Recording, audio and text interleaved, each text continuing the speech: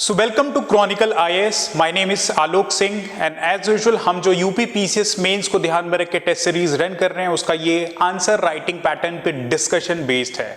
As usual हमने paper 1 और paper 2 को ऑलरेडी डिस्कशन कर लिया है जो कि हमारे सिविल सर्विसेज क्रॉनिकल के यूट्यूब प्लेटफॉर्म पे and along with that Chronicle IAS के प्लेटफॉर्म पे वीडियोस फ्रीली अवेलेबल है। आपने जो भी क्वेश्चंस हमें अपने आंसर्स को सेंड किया था उनको हमने होपफुली जो है प्रॉपरली इवेल्युएट किया है, एक अच्छा रिस्पॉन्स आपने दिया है हमारे इस सेशन के लिए। नाउ आज जो है हम जीएस पेपर 3 के बारे में डिस्कशन करेंगे जो कि यूपी पीसीएस के सिलेबस के प्रेमाइस पे बेस्ड है। पहले हम देखेंगे कि जो जीएस का हमने सिलेबस चूज किया है उसमें पास्ट ईयर में यूपी पीसीएस ने क्या क्या क्वेश्चंस पूछे हैं, किन किन थीम्स पे क्वेश्चन को प्रेमाइज किया गया है, नेचर ऑफ द क्वेश्चन क्या है एंड सब्सिक्वेंटली फिर उसी सिलेबस के प्रेमाइज पे उसी एग्जामिनेशन के पैटर्न पे हम सब्सिक्वेंटली अभी जो है 4 क्वेश्चंस अपने इन क्लासेस में डिस्कस करेंगे एंड 2 क्वेश्चन जो है आपको डेली जो प्रैक्टिस करने के लिए हम देते हैं वो आपको प्रोवाइड किए जाएंगे। तो आज का जो सेशन है वो पर्टिकुलरली जीएस पेपर 3 के लिए है।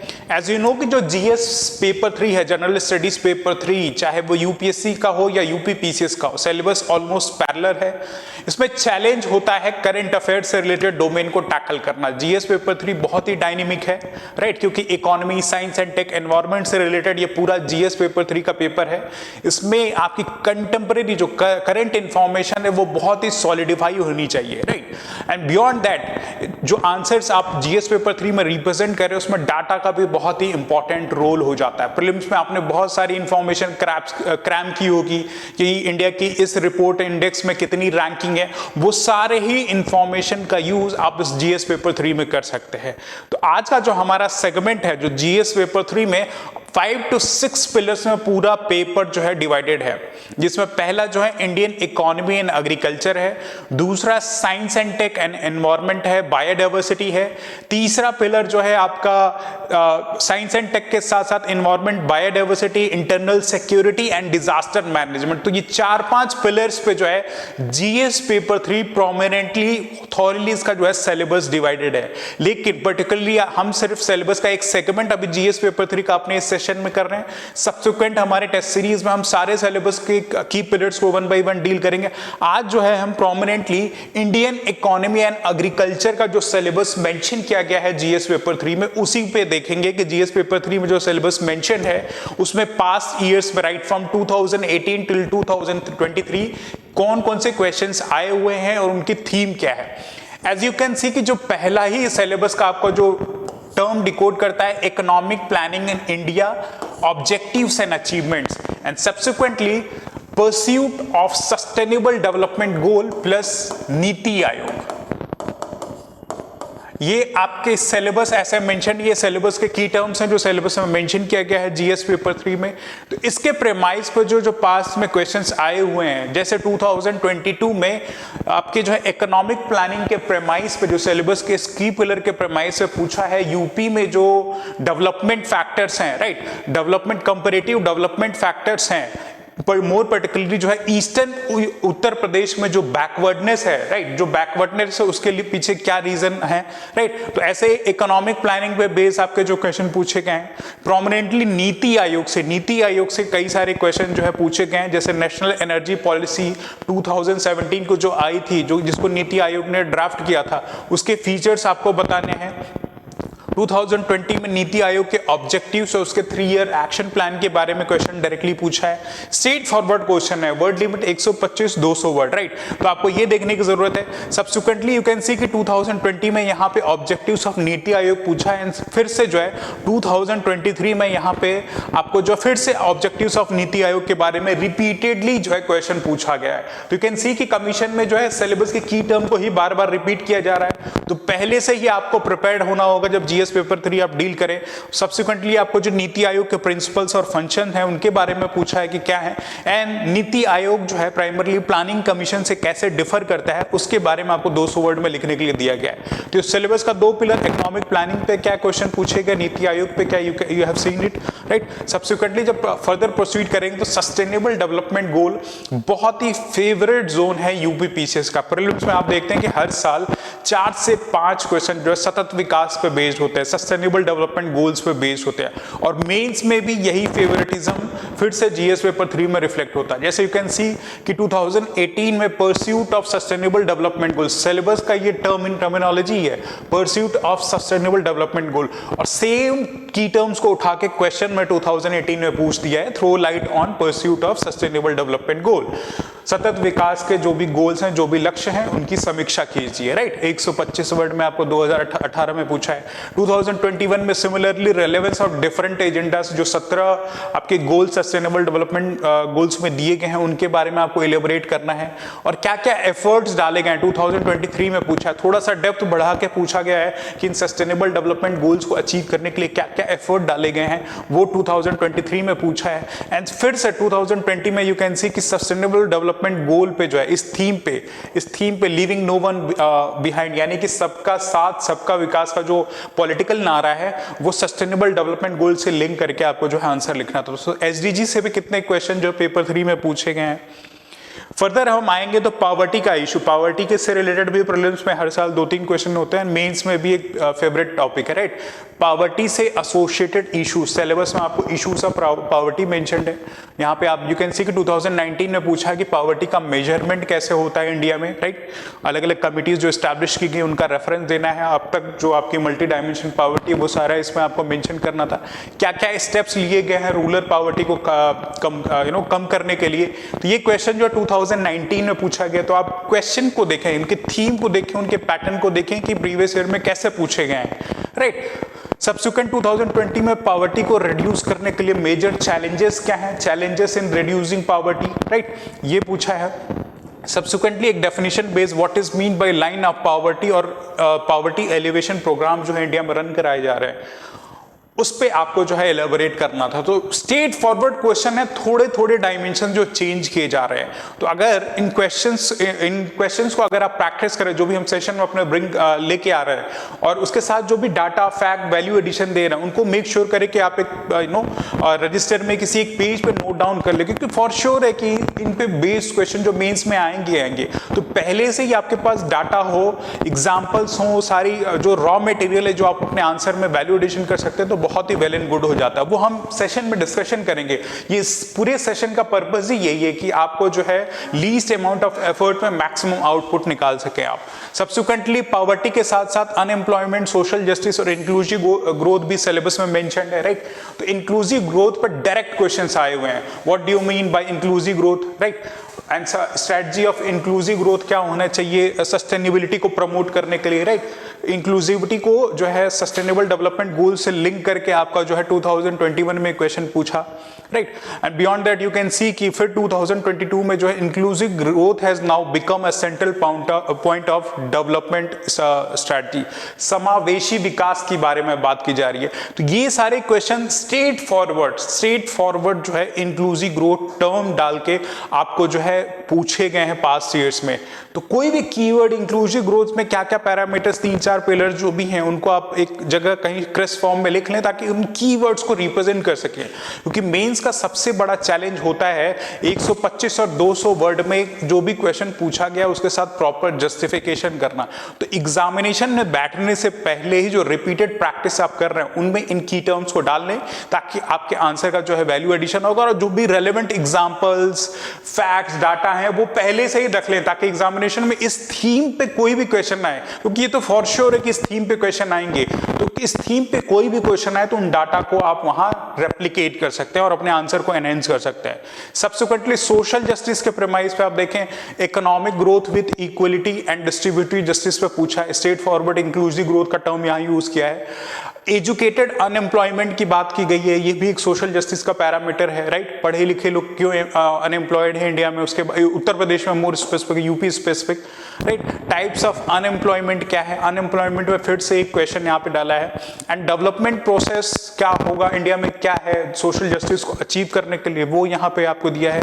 रोल ऑफ स्किल डेवलपमेंट पे क्वेश्चन प्रेमाइज किया है, राइट, इन द ईयर 2022। और स्ट्रेट फॉरवर्ड स्किल डेवलपमेंट से रिलेटेड जो उत्तर प्रदेश के स्किल डेवलपमेंट मिशन है उसके क्या फीचर्स हैं उस पे आपके जो है यहाँ पे क्वेश्चन पूछा गया है। तो ये सारे यू कैन सी कि पेपर 3 से जो पास्ट ईयर में क्वेश्चन आए हुए हैं। अब जो लेफ्ट आउट है यहाँ पे देखें, सिलेबस में मेंशन किया गया है major crops, different types of irrigation and irrigation system and storage. अभी इन पिलर्स पे अब पास्ट ईयर में कोई भी क्वेश्चन यूपी पीसीएस में नहीं पूछे गए। प्रोमिनेंटली जो क्वेश्चंस इस सिलेबस के की पार्ट से पूछा गया वो transport and marketing of agriculture produce, e technology in the aid of farmers, farmers के वेलफेयर के लिए जो मॉडर्न टेक्नोलॉजी का यूज किया जा रहा है, ई टेक्नोलॉजी, उनके बारे में सिलेबस में मेंशन किया। और लास्ट ईयर 2019 एंड 2023 में वैकेंसी की कैसे ई टेक्नोलॉजी के प्रेमाइस पे क्वेश्चन पूछा गया है। And beyond that agricultural marketing reform के बारे में 2019 में 2 क्वेश्चन पूछे गए हैं। तो हर एक सिलेबस की की पॉइंट से एवरी नाउ एंड देन 1 या 2 क्वेश्चन आ रहे हैं। प्राइमरली फोकस कहां पे है यूपी पीसीएस कमीशन के जो क्वेश्चंस आ रहे हैं उनको आप इनसे जो है एनालाइज कर सकते हैं। सब्सिक्वेंट जो अगला पिलर है components of government budget and financial system, इतने क्वेश्चन नहीं है। प्रोमिनेंटली जो क्वेश्चन पूछेंगे कि जो लॉकडाउन हुआ था, जो आपकी कोविड के टाइम पे, कोरोना के टाइम पे जो लॉकडाउन हुआ था, उसमें गवर्नमेंट ने अपनी बजटरी स्ट्रैटेजी को कैसे चेंज किया था, या रिसेशनरी जो थ्रेट्स थे उनको प्रिवेंट करने के लिए जो भी मेजर्स लिए थे वो आपको 2021 में पूछा गया, राइट। एंड बियॉन्ड बजट से ही रिलेटेड सोशियो इकोनॉमिक सिस्टम के लिए क्या नई स्कीम जो है उत्तर प्रदेश गवर्नमेंट ने शुरू की है, यू कैन सी कि 2021 में पूछा गया।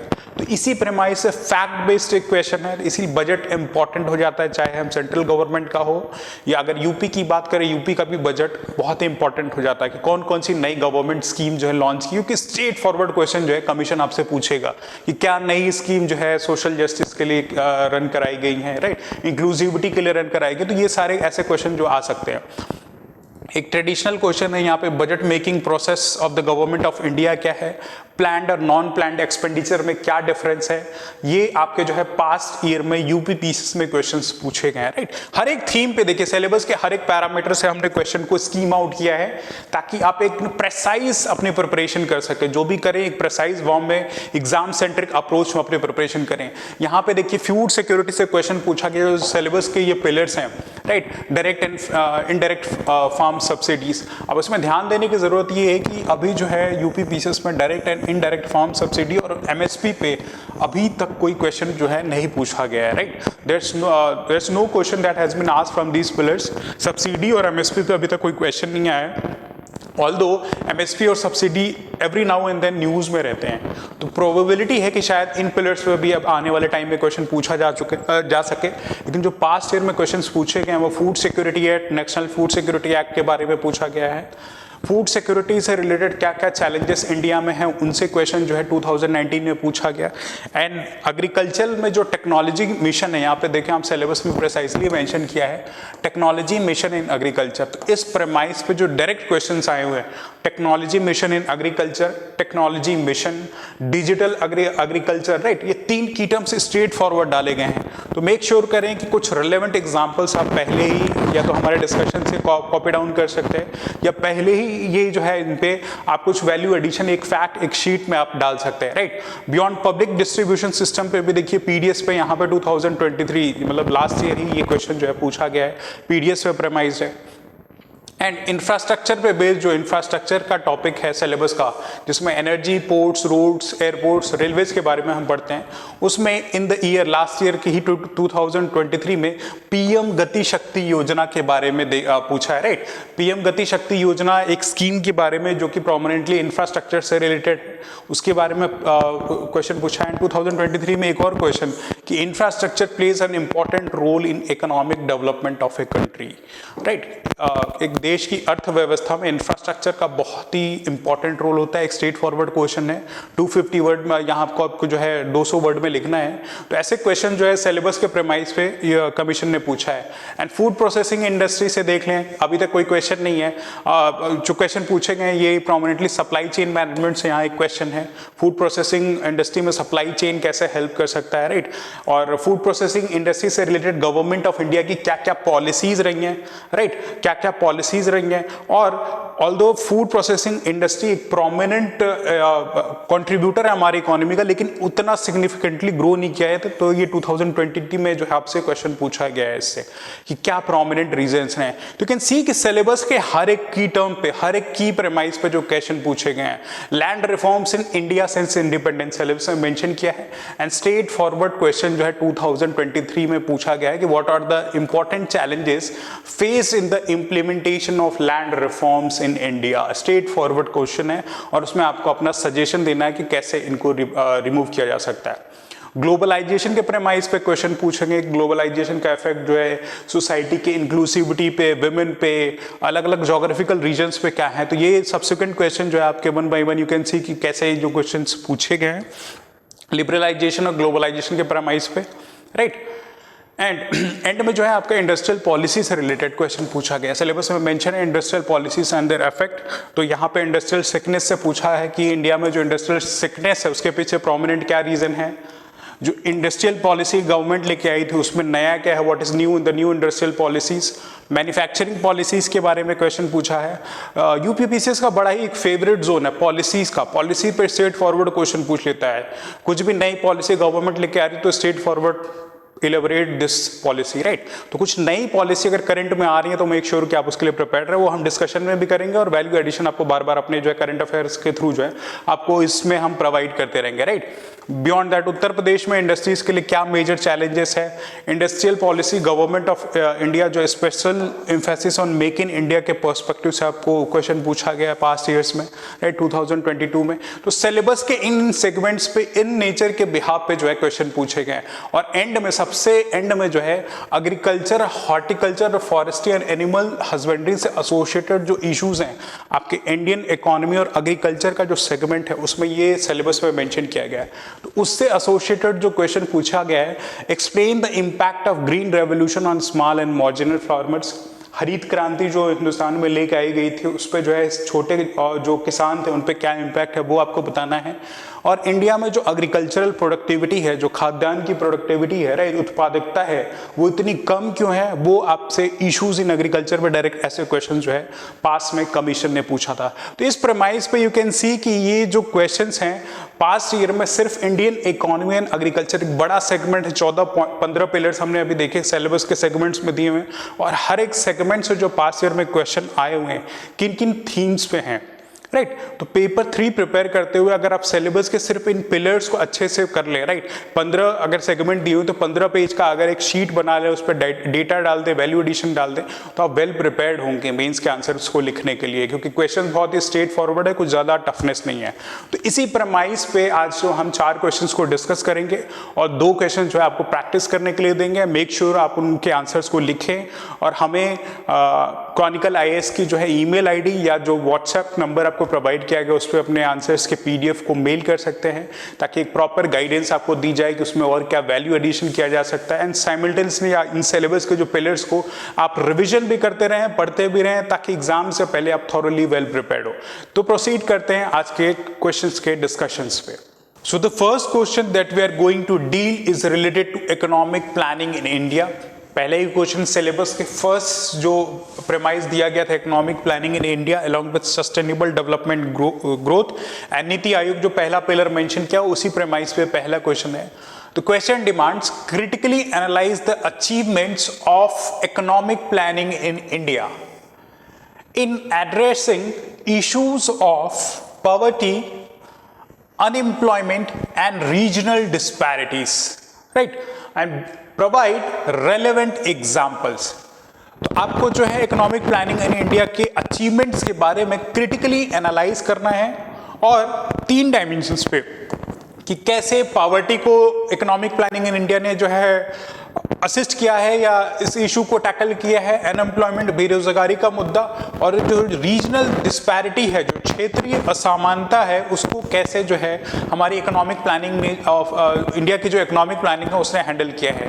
हिंदी में रीड करें, भारत में आर्थिक योजना की उपलब्धियों का गरीबी, बेरोजगारी और क्षेत्रीय असमानता के मुद्दे को हल करने में आलोचनात्मक विश्लेषण करें, राइट, आलोचनात्मक विश्लेषण करें, क्रिटिकली एनालाइज करें और उसके सपोर्ट में जो है आपको कुछ एग्जांपल्स देने हैं, राइट। कुछ एग्जांपल्स देने हैं, अपने आंसर को सब्सटैंशिएट करने के लिए आपको जो है 200 वर्ड में लिखना है, जो कि 12 मार्कर क्वेश्चन होता है यूपीपीसीएस का।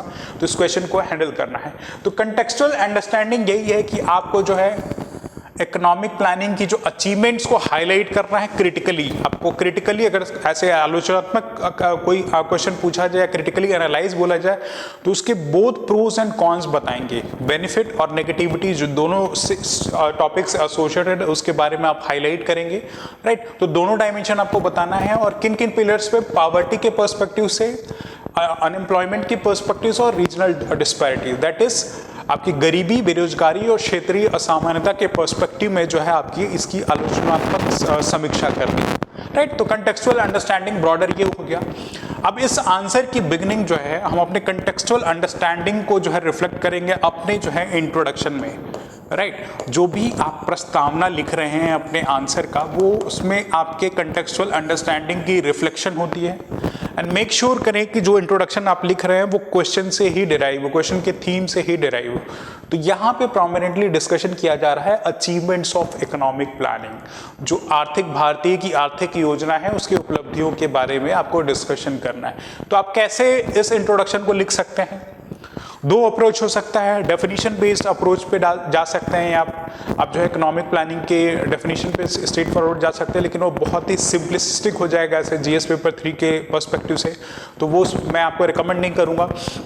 दूसरा, इकोनॉमिक प्लानिंग इंडिया, आप जो है 75 ईयर ऑफ इंडिपेंडेंस हो चुके, तो एक हिस्टोरिकल क्रोनोलॉजिकल पर्सपेक्टिव से अपने आंसर्स को लिख सकते हैं। प्लानिंग कमीशन से शुरुआत करके अब टिल नाउ जो नीति आयोग के एक्शनल प्लान है उनको कनेक्ट करते हुए आप एक क्रोनोलॉजिकल पर्सपेक्टिव से बता सकते हैं कि इकोनॉमिक प्लानिंग कैसे जो है प्लानिंग कमीशन से शुरू होकर नीति आयोग तक इंडिया में अचीवमेंट्स, इंडिया में इन पैरामीटर्स के अचीवमेंट पे फोकस है।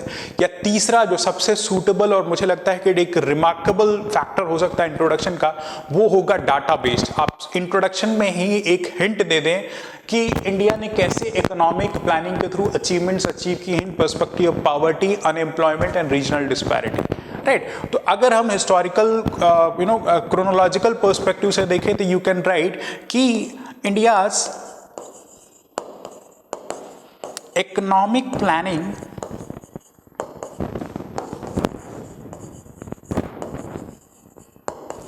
has evolved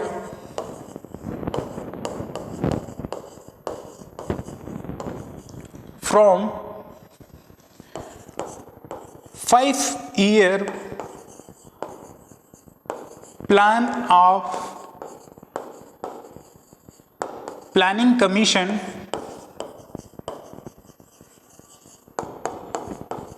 to contemporary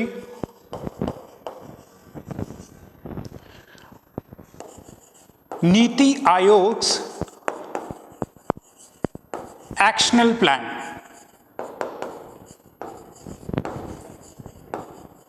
premised to eradicate poverty,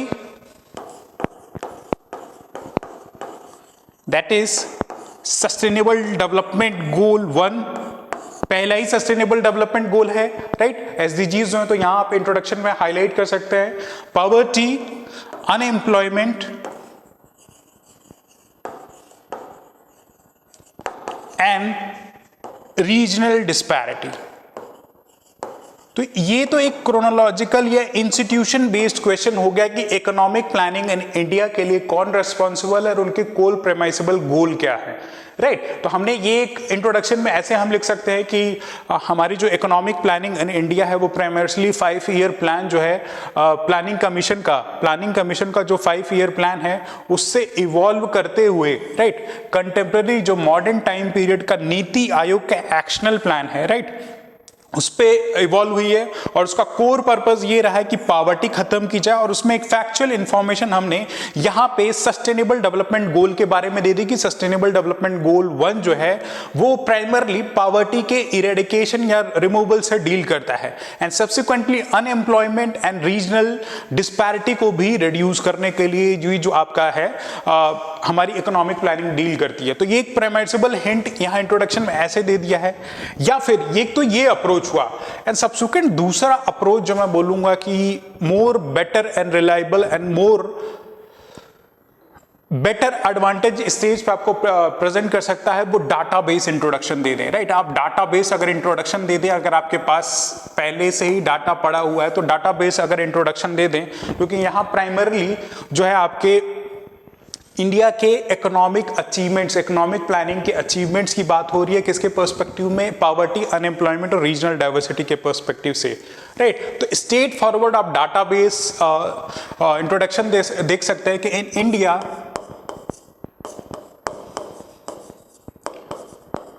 past a decade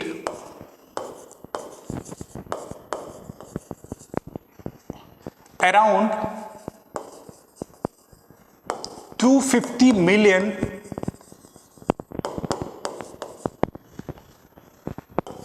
people have been pulled out of poverty and unemployment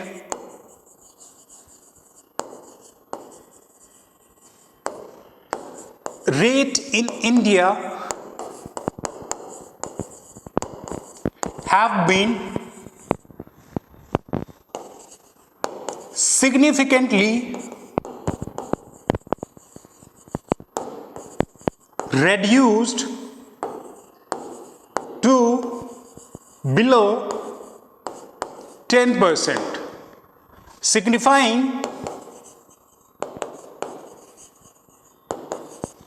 the promising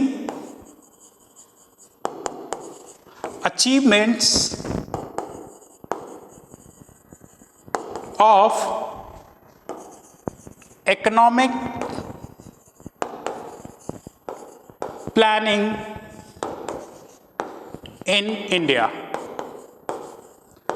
right. तो ये एक डाटा के बिहाफ पे आपने अपने जो है आंसर, क्वेश्चन के जो है आंसर के इंट्रोडक्शन को रिप्रेजेंट कर दिया है।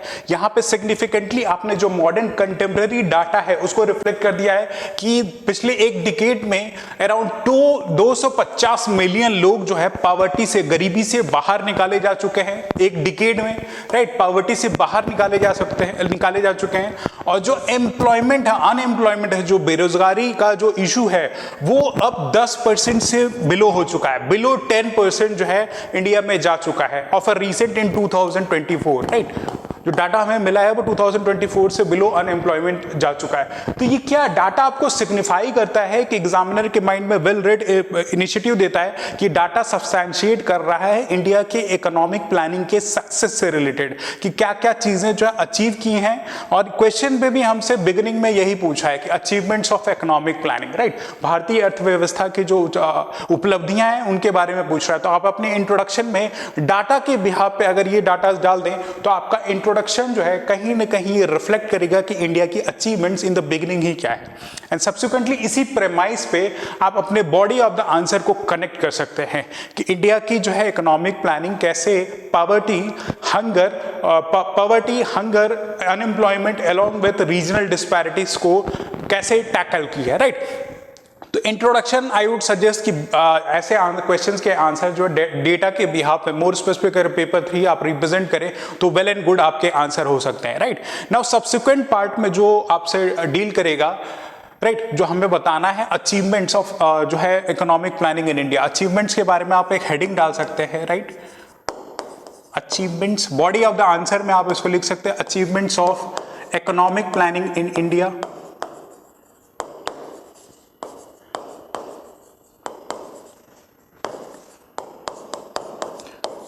और प्रेजेंटेशनल डिफरेंस क्रिएट करने के लिए, प्रेजेंटेशनल डिफरेंस क्रिएट हो आपका इंट्रोडक्शन से आपका body of the answer examiner को कॉपीज इवेल्युएट करते हुए दिख जाए, तो मेक श्योर ऐसे हेडिंग डाल के आप उसको इंसर्किल कर लें, राइट। एंड इसके हेडलाइन के एम्बिट में आप जो है फर्दर पॉवर्टी के बारे में डिस्कशन करेंगे कि पॉवर्टी में क्या क्या अचीवमेंट्स इंडिया ने अचीव किए हैं, राइट। तो आप यहां मेंशन कर सकते हो कि पॉवर्टी में जो है, यहां पे भी आप डाटा का एग्जांपल कर सकते हो। Poverty has been significantly reduced, poverty has been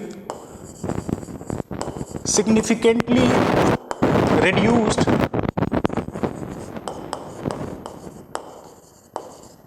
from 45% in 1991 to 21% in 2011-12 as per Suresh Tendulkar committee recommendation, Tendulkar committee की रिपोर्ट के हिसाब से around 21% was the poverty and now it has significantly reduced। अब जो है ये significantly reduce हो गई है below 5% in 2024, राइट, बिलो 5% इन 2024। तो एक डाटा आपने दे दिया कि पॉवर्टी का रिडक्शन सो एंड सो इतना हो चुका है।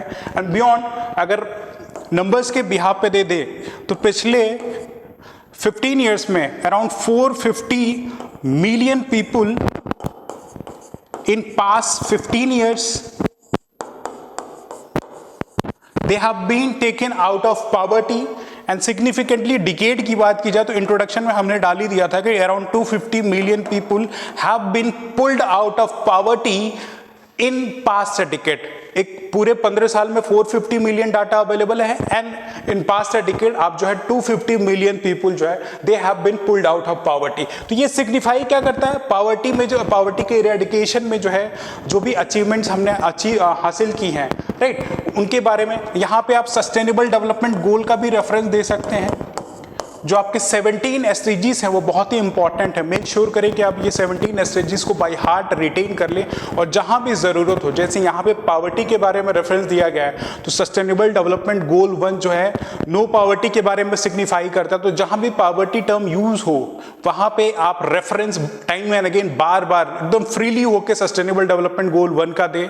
अभी अनएम्प्लॉयमेंट की बात आएगी तो वहां आप सस्टेनेबल डेवलपमेंट गोल 8 के बारे में रेफरेंस दे सकते हैं, राइट, कि आपकी जो है राइट टू वर्क के बारे में जो है सस्टेनेबल डेवलपमेंट गोल बोलता है। तो ये सारे रेफरेंसेस आप जो है अपना उसमें देख सकते हैं, राइट। अब ये पॉवर्टी का जो रिडक्शन हुआ वो पॉसिबल कैसे हुआ, कौन कौन से प्रोग्राम गवर्नमेंट ने रन कराए हैं, राइट, जिनके बिहाफ पे ये पॉवर्टी का इरेडिकेशन हुआ, इसका एक ब्रीफ सा रेफरेंस दे सकते हैं, राइट। जैसे गरीबी हटाओ का एम्फेसिस दिया गया था 5 ईयर प्लान में, गरीबी हटाओ का नारा जो है लगाया गया था इंदिरा गांधी के टेन्योर में।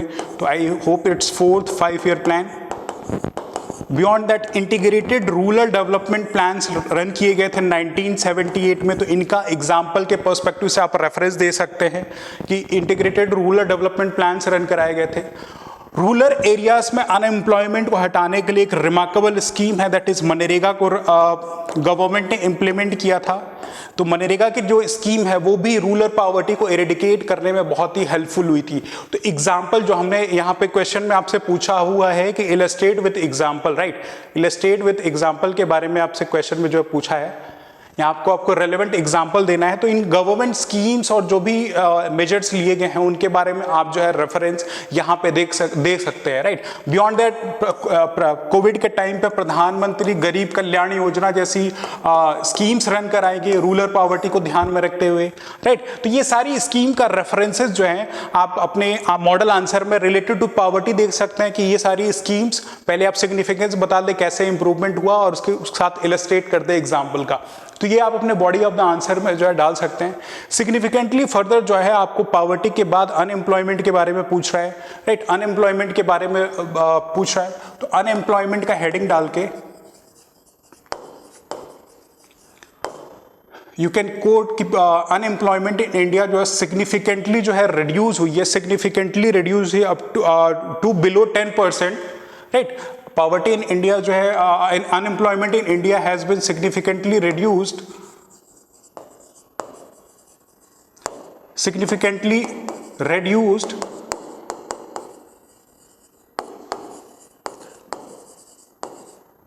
from around 15% in 2023 to below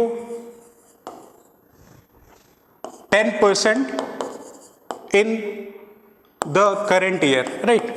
एक साल में इतना डिफरेंस, जो गवर्नमेंट का डाटा हमें पीरियोडिक लेबर फोर्स सर्वे से मिलता है, पीरियोडिक लेबर फोर्स सर्वे का जो डाटा देता है वो बोलता है कि बिलो 10% जो है आपका अनएम्प्लॉयमेंट जो परसेंटेज है वो इंडिया में हो चुका है। तो ये सिग्निफिकेंट इंप्रूवमेंट आप अपने first part of the heading में दे सकते हैं, राइट। और उसके पीछे रीजन जो दे सकते हैं कि जो भी गवर्नमेंट स्कीम्स या प्रोग्राम्स जो रन कराए, जैसे स्किल डेवलपमेंट मिशन दिया गया, जिससे इंडिविजुअल्स का जो है स्किल डेवलप हुआ and they were able to get employment in India। Rural areas में मनरेगा को फिर से आप कोट कर सकते हैं, राइट, मनरेगा को कोट कर सकते हैं। प्रेजेंट डे में जो है ट्रेडिशनल स्किल्स को रिकॉग्नाइज करते हुए पीएम विश्वकर्मा स्कीम रन कराई गई, जिसमें 18 ऐसे ट्रेडिशनल स्किल्स को जो है रिकॉग्नाइज किया गया है। पीएम विश्वकर्मा स्कीम जो है ये एक सिग्निफिकेंट स्कीम है, जहां पे लोगों का जो इंडिविजुअल्स हैं, जो नेटिव इंडिविजुअल्स हैं, उनको ट्रेडिशनल स्किलिंग दी जाएगी एंड मेक श्योर वो क्या इंटर्न करेगा, एम्प्लॉयमेंट को असिस्ट करने में, अपना रोजगार ढूंढ सकते हैं। स्टार्टअप इंडिया जो है, स्टार्टअप प्रोग्राम जो है, ऐसे जो है इनिशिएटिव्स रन कराए गए, राइट। बियॉन्ड जो है आपकी make in India initiative government ने जो अपनी इकोनॉमिक प्लानिंग में शुरू किया, जिससे इंडिया में मैन्युफैक्चरिंग जो बेस है वो बूस्टअप हो सके। And subsequently schemes like MNREGA ने जो है सिर्फ एक ही साल में 2023 में ग्रेटर देन 2 बिलियन डेज की एम्प्लॉयमेंट जो है एक साल में प्रोड्यूस किए। तो ऐसे डाटा के फॉर्म में आप अपने आंसर को सब्सटैंशिएट कर सकते हैं कि कैसे इकोनॉमिक प्लानिंग इन इंडिया जो है अनएम्प्लॉयमेंट को सिग्निफिकेंटली रिड्यूस की है, और उसके साथ एसोसिएटेड जो एग्जांपल्स हैं, ये सारे एग्जांपल्स आप अपने आंसर्स में रिफ्लेक्ट कर सकते हैं। सब्सिक्वेंटली रीजनल डिस्पैरिटी की अगर बात की जाए, तो उसमें भी आप रीजनल डिस्पैरिटीज में कुछ आप बात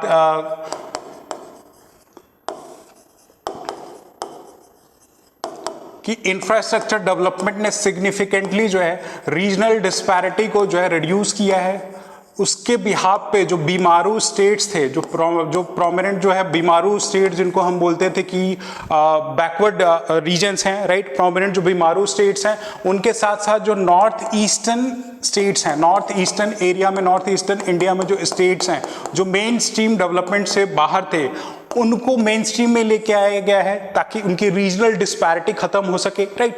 उसके प्रेमाइस के बिहाफ पे इंफ्रास्ट्रक्चर डेवलपमेंट हुआ, जैसे बॉर्डर एरिया में डेवलपमेंट प्रोग्राम्स के बारे में बोल सकते हैं।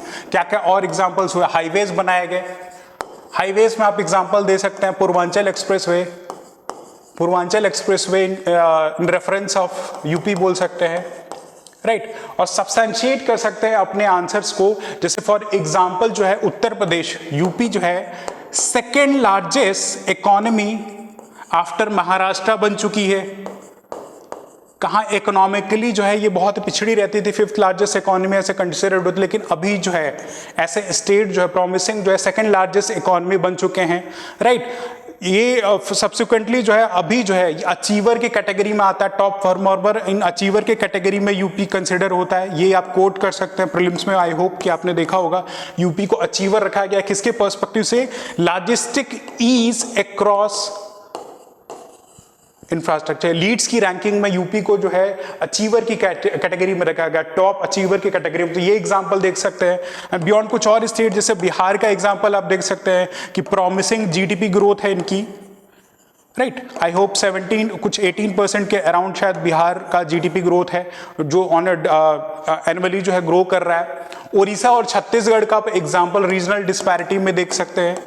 कि यहाँ पे गुड गवर्नेंस कैसे इंप्रूव हुआ है, राइट। उड़ीसा एंड छत्तीसगढ़ जो हमारी फूड सिक्योरिटी जो पीडीएस का जो रिफॉर्म हम लेके आए वो छत्तीसगढ़ के ही मॉडल पे है। तो गुड गवर्नेंस के रिफॉर्म में प्रेमाइस पे जो है उड़ीसा छत्तीसगढ़ कैसे इंप्रूव हुए हैं। नॉर्थ ईस्टर्न स्टेट के इंप्रूवमेंट के बारे में देख सकते हैं कि वहाँ कैसे रेलवे कनेक्टिविटी हो रही है, राइट। इंडस्ट्रियलाइजेशन का डेवलपमेंट हो रहा है, बैम्बू मिशन जो चलाया जा रहा है वो कैसे नॉर्थ ईस्ट को ध्यान में रख के रीजनल डिस्पैरिटीज जो हैं उनको खत्म करने के लिए जो है ये सारी चीजें रखी गई। तो इन 3 पिलर्स पे अपने आप मॉडल आंसर को रख सकते हैं, राइट, कि क्या क्या अचीवमेंट्स हुए उनके साथ जो एसोसिएटेड जो आपके एग्जांपल्स होंगे। लेकिन क्योंकि क्रिटिकली एनालाइज करने के लिए बोला है तो कुछ अभी भी डिस्पैरिटीज या चैलेंजेस हमारी इकोनॉमिक प्लानिंग में अभी भी रह गई होंगे, राइट। उनको आपको जो है एनालाइज करना है। तो उसमें आप हेडिंग में डाल सकते हैं despite the achievements significant challenges persist। अब वो challenges क्या है? lack of proper implementation, right? ये आप देख सकते हैं lack of proper implementation। जो इकोनॉमिक प्लानिंग है उसका प्रॉपर इंप्लीमेंटेशन नहीं है। उसके पीछे रीजन क्या है आप सब्सटेंशिएट कर सकते हैं। Corruption is one of the leading reasons. उसमें आप रेफरेंस दे सकते हैं कि इंडिया की जो रैंकिंग है करप्शन परसेप्शन इंडेक्स में ट्रांसपेरेंसी इंटरनेशनल द्वारा वो स्टैंड करती है 93 कंट्रीज में, राइट। इंडिया की रैंकिंग 93rd है करप्शन परसेप्शन इंडेक्स में। तो पुअर रैंकिंग आपको जो है ये सिग्निफाई कर सकता है। करप्शन का पर्सपेक्टिव आप यहां देख सकते हैं कि एक बॉटलनेक और रेफरेंस में आप ये डाल सकते हैं, राइट। उसके बियॉन्ड सेंट्रलाइज्ड अप्रोच आप देख सकते हैं कि अभी भी इंडिया में बहुत ही सेंट्रलाइज्ड अप्रोच से जो है इकोनॉमिक प्लानिंग को जो है किया जा रहा है। ऑल्दो प्लानिंग कमीशन को डिसमेंटल करके नीति आयोग बनाया गया लेकिन अभी भी सेंट्रलाइज्ड अप्रोच है। पीएमओ के द्वारा ही, प्राइम मिनिस्टर्स ऑफिस के द्वारा ही सारी चीज़ों को मॉनिटर किया जाता है। तो पार्टिसिपेटिव गवर्नेंस नहीं है। तो ऐसे बहुत सारे जो मेजर्स हैं, राइट, बहुत सारे जो मेजर्स हैं जो आप जो है क्रिटिकली एनालाइज में अपने जो है सेगमेंट में कि क्या क्या चैलेंजेस है वो रेफर कर सकते हैं। एंड सूटेबली वे फॉरवर्ड के फॉर्म में, क्योंकि वर्ड लिमिट है, आप देख सकते हैं कंक्लूड कर सकते हैं कि economic planning in India has achieve significant achievement in form of poverty eradication, unemployment and regional disparity. However, it needs to make the mechanism more transparent, more accountable, more decentralized and cure the menace like corruption, right? तो इस form में आप अपने conclusion को जो है इस model answer के एंड कर सकते हैं, राइट। तो एक सूटेबल आपका जो है मॉडल आंसर हो सकता है। इंट्रोडक्शन में यू कैन सी कि इन चीजों को आप हाईलाइट कर सकते हैं। जो थीम्स हैं सस्टेनेबल डेवलपमेंट गोल, राइट। इंट्रोडक्शन में आप ऐसे 20 से 30 वर्ड में देख सकते हैं। ये 17 जो आपके सस्टेनेबल डेवलपमेंट गोल इनको बाय हार्ट याद कर ले, राइट। जैसे हमने सिर्फ पॉवर्टी की बात की तो सस्टेनेबल डेवलपमेंट गोल 1 है। अनएम्प्लॉयमेंट की बात की तो आप SDG 8 का रेफरेंस दे सकते हैं। Decent work and economic growth के बारे में रेफर यहाँ कर सकते हैं। एंड क्योंकि रीजनल डिस्पैरिटी के बारे में मेंशन किया है तो सस्टेनेबल डेवलपमेंट गोल जो 10 है, रिड्यूसिंग इनइक्वालिटीज, इन 3 SDGs का रेफरेंस आप अपने इस मॉडल आंसर में दे सकते हैं, राइट। तो इसको तो याद आप जो है बाय हार्ट एकदम क्रैम कर ले ताकि कहीं भी ऐसे क्वेश्चंस आए तो आप इनको डायरेक्टली जो है इन सस्टेनेबल डेवलपमेंट गोल का रेफरेंस देके अपने आंसर का वैल्यू एडिशन कर सकते हैं, right. Body of the answer में ये जो हमने डाटास डिस्कस किए, जो एग्जांपल डिस्कस किए, क्या क्या चैलेंजेस हैं उनको आप मेंशन कर सकते हैं। एंड सब्सिक्वेंटली सेकंड पिलर में अनएम्प्लॉयमेंट में सिमिलर अप्रोच में डाटा का रेफरेंस दे दें, किन किन वजह से अचीवमेंट्स हुई है वो दे दें और चैलेंजेस क्या है वो आप रेफर कर सकते हैं, right. And subsequently regional disparity तीसरे पिलर में भी आप ये सारी चीज़ें जो है अलॉन्ग विद द एग्जाम्पल अपने मॉडल आंसर में दे सकते हैं। तो ये एक आप जो है इकोनॉमिक प्लानिंग इन इंडिया से रिलेटेड जो है इश्यूज हैं, जब आपकी 75 ऑफ ईयर का इंडिपेंडेंस जो हमारे कंट्री का कंप्लीट हो चुका है, तो ये सारे रेफरेंसेस, ये सारे एग्जांपल्स कि बहुत ही इंटरेस्टिंग है। जीएस का जो पेपर 3 है, आपने जो भी करंट अफेयर पढ़ा है अब तक, प्रीलिम्स के लिए जो भी प्रिपेयर किया, उन सारे डाटा को कहीं ना कहीं सब्सिक्वेंटली आप जो है अपने मॉडल आंसर में यूज कर सकते हैं। Now the next question that we are going to deal is related to inclusive development और sustainable development goal. पेपर 3 में स्ट्रेट फॉरवर्ड हमने सिलेबस में देखा कि इंक्लूसिव डेवलपमेंट और सस्टेनेबल डेवलपमेंट गोल पे नंबर ऑफ क्वेश्चंस पूछे गए हैं, हर एक साल एवरी नाउ एंड देन पूछे गए हैं क्वेश्चंस. तो प्राइमरली अगर इन क्वेश्चन के हम प्रॉपरली डिस्कशन कर लेते तो मोर थॉरली हम आने वाले क्वेश्चंस के लिए जो भी कमीशन पूछेगा मेंस में उसके लिए हम वेल प्रिपेयर्ड होंगे. एंड ये आपके इंक्लूसिव डेवलपमेंट और सस्टेनेबल डेवलपमेंट गोल पे ही प्रेमाइज्ड है. इसमें क्वेश्चन आपसे डिमांड करता है define inclusive development and discuss its significance in achieving sustainable development goals in India.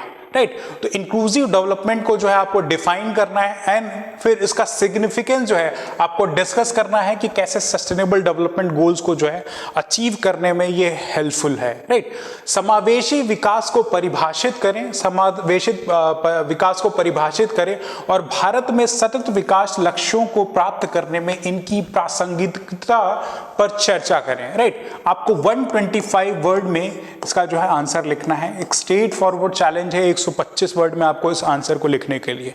तो सबसे पहले जो आपकी फाउंडेशनल नीड होगी आपको जो है इंक्लूसिव डेवलपमेंट को समझाने में, डिफाइन करने में. स्ट्रेट फॉरवर्ड आपसे डिमांड कर रहा है तो यहां पे आप बहुत ज्यादा लंबा कुछ नहीं लिख सकते. कीवर्ड्स का यूज करना आपके लिए बहुत ही नीडेड एंड रिक्वायर्ड है.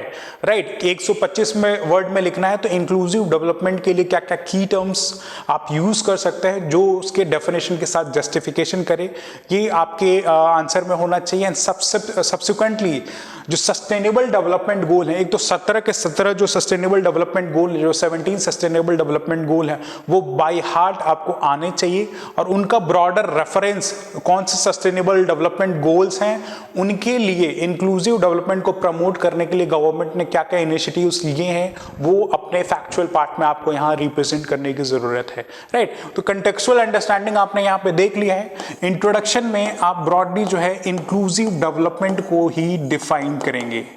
राइट, इंक्लूसिव डेवलपमेंट को डिफाइन करेंगे और उसके साथ साथ सस्टेनेबल डेवलपमेंट गोल को यहाँ पे लिंक करने की जरूरत है ताकि हमारी कंटेक्चुअल अंडरस्टैंडिंग एग्जामिनर को पता चल जाए कि हमने क्वेश्चन को प्रॉपरली समझा है. तो अगर हम यहाँ पे इंक्लूसिव डेवलपमेंट की बात कर रहे हैं, if you are talking about inclusive development over here, तो हम कुछ की टर्म्स का यूज करेंगे. राइट, इंक्लूसिव डेवलपमेंट आखिर क्या होता है उसको हम अपने डेफिनेशन में इंट्रोडक्टरी पार्ट में इसकी डेफिनेशन से बिगिन करेंगे कि inclusive development refers to equitable, इन की टर्म्स का हम यूज करेंगे, equitable distribution,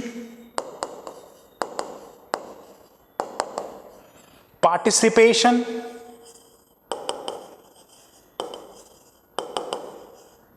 and equitable distribution, participation along with sustainable economic approach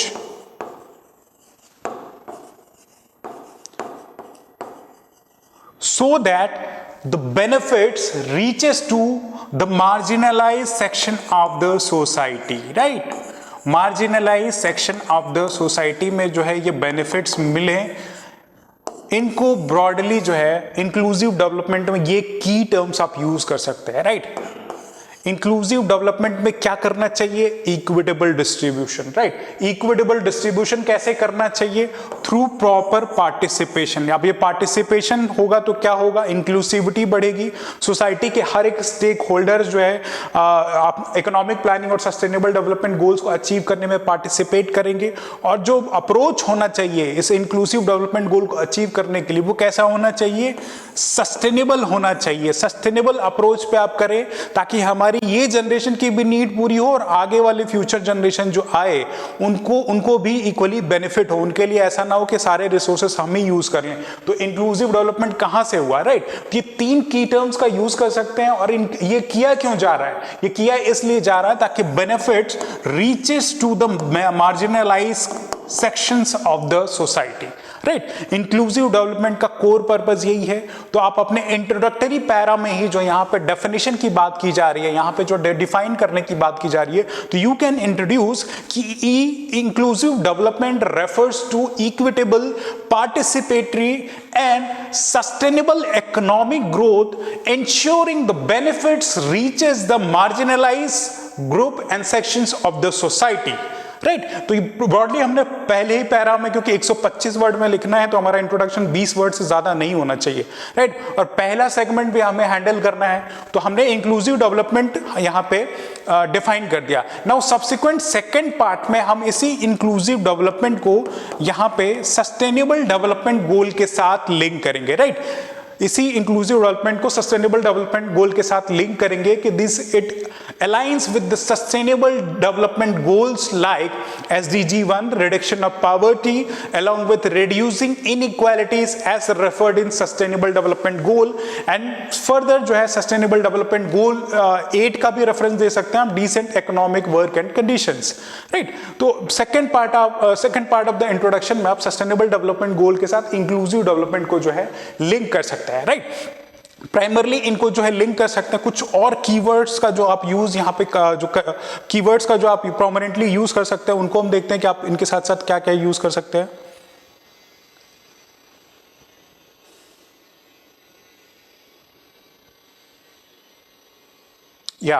inclusive development refers to equitable participatory and sustainable economic growth. यहाँ पे हमने पहले पार्ट में जो है इंक्लूसिव डेवलपमेंट को समझा दिया, और सेकंड पार्ट में ही इसको हमने लिंक कर दिया है किससे, सस्टेनेबल डेवलपमेंट गोल से, राइट। यहाँ पे आप कुछ रेफर कर सकते हैं जो भी एसडीजी से आए, 1-2 SDG 1 SDG 10 और कुछ और कीवर्ड्स का अगर आप यूज करना चाहें, equitable resources distribution, social participation and decision making, environmental sustainability, किस लिए, इंटर जनरेशनल इक्विटी के लिए, जैसे फ्यूचर जनरेशन की जो मैंने डिस्कशन किया, तो ये की टर्म्स का आप जो है यूज कर सकते हैं, राइट।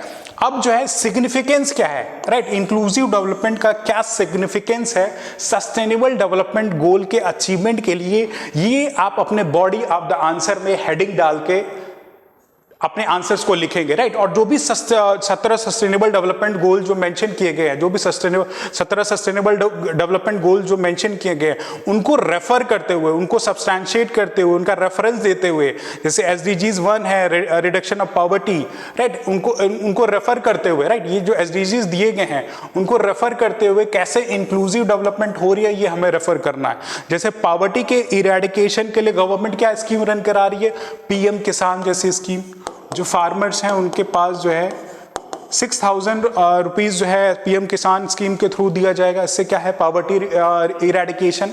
और भी गवर्नमेंट स्कीम जैसे जीरो हंगर जो सस्टेनेबल डेवलपमेंट गोल है उसके लिए क्या रन करा रहे हैं, national food security act, right, national nutrition mission run कराया जा रहा है कि जो हमारे ये SDGs हैं, सस्टेनेबल डेवलपमेंट गोल जीरो हंगर, ये खत्म हो सके। Good health and wellbeing, sustainable development गोल 3 जो है वो गुड हेल्थ एंड वेलबींग को सिग्निफाई करता है। तो इसके लिए गवर्नमेंट क्या स्कीम रन करा रही है, PM आयुष्मान स्कीम है, राइट। आयुष्मान भारत स्कीम जो है हेल्थ के पर्सपेक्टिव से रन करा रही है गवर्नमेंट, ताकि हमारा जो SDG 3 है health and wellness, quality education के लिए जो right to education act implement किया गया है। और भी स्कीम्स, सर्व शिक्षा अभियान का रेफरेंस दे सकते हैं। जेंडर इक्वलिटी के लिए, जो जेंडर इक्वलिटी के लिए कई सारी स्कीम्स हैं, जैसे बेटी बचाओ बेटी पढ़ाओ, राइट, बेटी बचाओ बेटी पढ़ाओ स्कीम हम रन करा रहे हैं। क्लीन वाटर एंड सैनिटेशन के लिए स्वच्छ भारत अभियान है। सस्टेनेबल डेवलपमेंट SDG 6 के लिए क्या है, स्वच्छ भारत अभियान है। ऐसी गवर्नमेंट स्कीम जो है सस्टेनेबल डेवलपमेंट गोल के अचीवमेंट के लिए क्या कर रही है। सस्टेनेबल डेवलपमेंट गोल 7 के लिए, that is affordable and clean energy के लिए गवर्नमेंट क्या स्कीम रन करा रही है, PM सूर्योदय योजना या PM कुसुम योजना, जिसमें सोलर पावर को हार्नेस करके हम क्लीन एनर्जी ले आए। तो सस्टेनेबल डेवलपमेंट गोल 7 के बारे में हम मेंशन कर सकते हैं। Decent work and economic growth के लिए मनरेगा जैसी स्कीम्स हैं। विश्वकर्मा स्कीम अभी हमने डिस्कशन किया कि PM विश्वकर्मा स्कीम्स गवर्नमेंट लेके आई है, जिससे ट्रेडिशनल जो आर्ट्स हैं उनको रिकॉग्नाइज किया जाए, स्किल डेवलपमेंट किया जाए, लोगों को जॉब जनरेशन, जिससे इकोनॉमिक ग्रोथ हो। सस्टेनेबल डेवलपमेंट गोल 9 के लिए इंडस्ट्री इनोवेशन एंड इंफ्रास्ट्रक्चर के लिए PM गति शक्ति योजना जो है स्कीम चलाई जा रही है इंफ्रास्ट्रक्चर डेवलपमेंट के लिए, राइट। तो यहां हम रेफर कर सकते हैं इनइक्वालिटी रिड्यूस करने के लिए, राइट, इनइक्वालिटी रिड्यूस करने के लिए भी गवर्नमेंटली ऐसे बहुत कई सारी स्कीम्स रन कराई जा रही हैं। सस्टेनेबल सिटीज जो कि SDG 11 में आपके मेंशन है, सस्टेनेबल डेवलपमेंट गोल 11 में जो है सस्टेनेबल सिटीज के बारे में मेंशन किया गया है। तो स्मार्ट सिटीज जो गवर्नमेंट जो स्मार्ट सिटीज सिटीज़ मिशन है वो प्राइमरली इसी प्रेमाइस पे है कि जो सिटीज़ बनाई जाए वो सस्टेनेबल हो, हैबिटेबल हो। तो सस्टेनेबल डेवलपमेंट गोल 11 का टारगेट इसके प्रेमाइस पे आप डाल सकते हैं। तो ऐसे 17 पिलर्स जो ये सस्टेनेबल डेवलपमेंट गोल के लिए दिए गए हैं, ये सारे तो आप नहीं लिख सकते क्योंकि 125 वर्ड है, लेकिन प्रोमिनेंटली जितने भी मेजॉरिटी आप उनका रेफरेंस देख के, राइट, इनका रेफरेंस देके अगर आप अपने आंसर्स को रिप्रेजेंट करें सिग्निफिकेंस के पर्सपेक्टिव से, तो ये वेल एंड गुड आंसर होगा, राइट। यू कैन सी यहाँ पे आप जो सस्टेनेबल डेवलपमेंट गोल क्या है और उसका सिग्निफिकेंस क्या है, वो अगर आप हाईलाइट करें आप score body of the answer पे, तो सेकंड पार्ट आपका स्मार्टली हैंडल हो सकता है। तो फर्स्ट पार्ट में हमने इंक्लूसिव डेवलपमेंट, उसको सस्टेनेबल डेवलपमेंट गोल से लिंक किया, कीवर्ड्स का यूज किया, and body of the answer में हमने ये डिफाइन किया कि इंक्लूसिव डेवलपमेंट जो है, इंक्लूसिव डेवलपमेंट जिसके लिए गवर्नमेंट प्रोमिनेंट जो ये स्कीम्स रन करा रही है, वो कैसे जो भी 17 सस्टेनेबल डेवलपमेंट जो गोल्स रिकॉग्नाइज किए गए हैं कि 2030 तक टिल 2013 ग्लोबली में जो कंट्रीज हैं उनको अपना अचीव करना चाहिए, उस पर्सपेक्टिव में इंडिया का क्या डायरेक्शन है through the use of this government scheme, वो ब्रॉडली आप significance in achieving sustainable development गोल के एम्बिट में लिख सकते हैं। एंड इन द एंड आप जो है कंक्लूड कर सकते हैं कि inclusive development is vital for achieving sustainable development goal by 2030। एक फैक्चुअल इंफॉर्मेशन आप दे दें कि इंक्लूसिव डेवलपमेंट बहुत ही वाइटल है सस्टेनेबल डेवलपमेंट गोल को अचीव करने के लिए बाय द ईयर 2030 ये टाइमलाइन रखा गया है, which could foster resilience, equity and sustainable growth, and hence focus, implementation and accountability are essential for its success। तो एक वे फॉरवर्ड पर्सपेक्टिव में एक ब्यूरोक्रेट के अप्रोच से, राइट, एक पॉजिटिव अप्रोच से सॉल्यूशंस कुछ रिकमेंड करते हुए, राइट, सॉल्यूशंस कुछ रिकमेंड करते हुए आप अपने आंसर के कंक्लूजन को जो है एंड कर सकते हैं। तो इस प्रमाइस पे इस क्वेश्चन को जो है ब्रॉडली हैंडल कर सकते हैं। फैक्ट का रेफरेंस, डाटा का reference along with the related examples and government schemes, I would expect कि ये जो आपके आंसर को वेल वैल्यू एडेड जो है एग्जामिनर के माइंडसेट में रिप्रेजेंट करेगा, and you would be able to score जो है good marks over there. Now the next question जो है हमने फूड प्रोसेसिंग इंडस्ट्री से लिया हुआ है। फूड प्रोसेसिंग इंडस्ट्री डायरेक्ट आपके सिलेबस में मेंशन है। तो क्वेश्चन यहां पर रीड करता है कि analyse the importance of food processing industry in India's economic development, right. India के इकोनॉमिक डेवलपमेंट में फूड प्रोसेसिंग इंडस्ट्री का क्या इंपॉर्टेंट रोल है, उसको first part of the question में आपको डील करना है। एंड सेकंड पार्ट में क्वेश्चन डिमांड करता है what are the major challenges and opportunities for the growth of this sector. इस सेक्टर से रिलेटेड क्या क्या चैलेंजेस हैं और उनके साथ साथ क्या क्या अपॉर्चुनिटीज एसोसिएटेड है वो आपको बताना है। यानी कि क्वेश्चन में 3 सेगमेंट है जिनको आपको स्मार्टली हैंडल करना है। सबसे पहले फूड प्रोसेसिंग सेक्टर के इंपॉर्टेंस को बताना है, और इस food processing sector in India के जो चैलेंजेस हैं और चैलेंजेस के साथ साथ जो अपॉर्चुनिटीज एसोसिएटेड हैं वो आपको इस क्वेश्चन में जो है आंसर करना है। ये 200 वर्ड का क्वेश्चन है जिसको आपको रिप्रेजेंट करना है। हिंदी में देखें तो भारत के आर्थिक विकास में खाद्य प्रसंस्करण को उद्योग के महत्व का विश्लेषण करें। इस क्षेत्र की वृद्धि के लिए प्रमुख चुनौतियों और अवसर क्या हैं उनको आपको बताना। चुनौती और अवसर, राइट, ये 2 चीजों बताना, महत्व बताना, इंपॉर्टेंस, चुनौती और अवसर। 3 डायमेंशन पे आप इसके क्वेश्चन के आंसर को रिप्रेजेंट करना है, राइट। तो कंटेक्स्ट हमने देख लिया।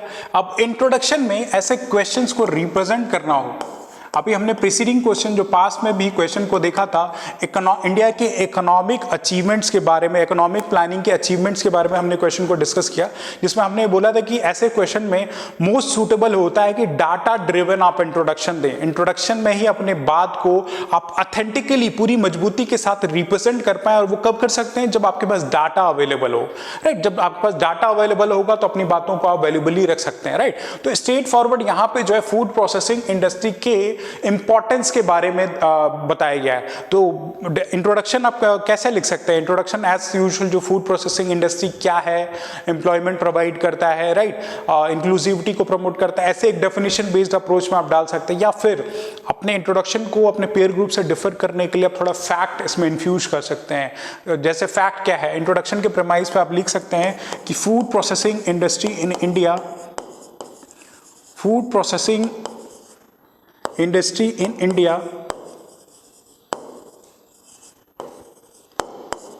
accounts for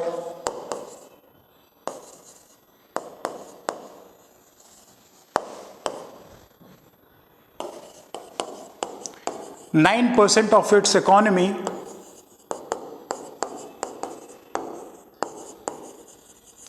and provides employment